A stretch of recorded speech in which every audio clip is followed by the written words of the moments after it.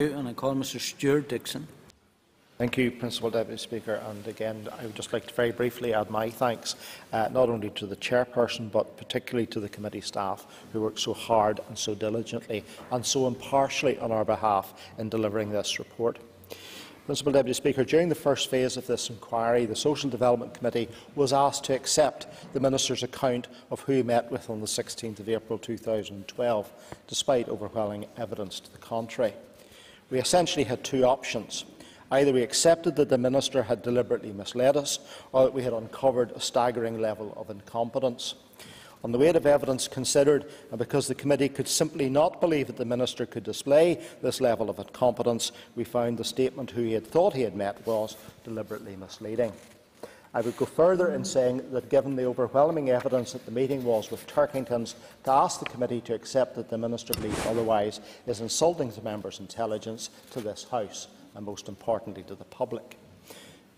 Mr. Principal Deputy Speaker, records were also changed to reflect the Minister's position, seemingly with no challenge from departmental officials.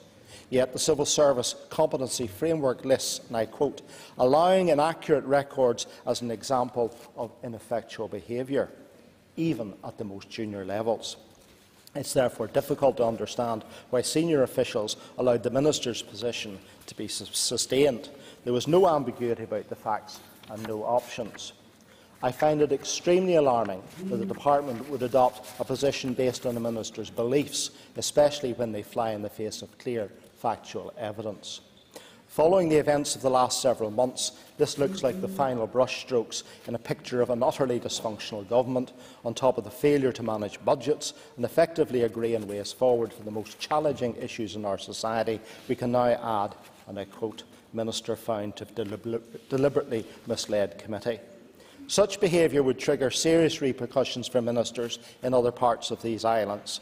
Sadly for Northern Ireland, the public and many of us in this House, we have come to expect petitions of concern rather than proper accountability, and once again the DUP have used the former to protect one of their own.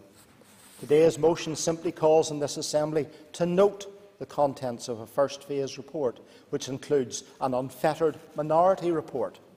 The use of a petition of concern raises more questions about DUP members and what they are trying to hide and suppress.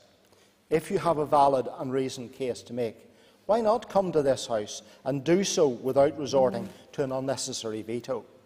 I suspect that members to my left have nothing more to add to the Minister's account of events, which the committee found unbelievable.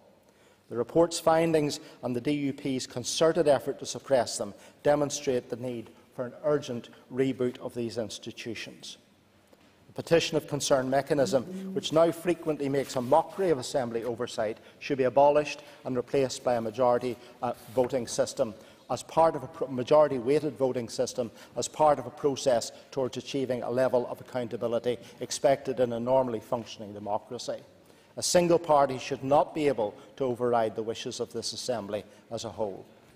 Finally, Mr. Speaker, behaviour of this kind by a minister should neither be condoned nor tolerated. Ultimately, it is for the public to judge the content of this report, regardless of any petition of concern. This Assembly should strive for a higher standard because the people of Northern Ireland deserve better. I will be supporting the noting of this report today.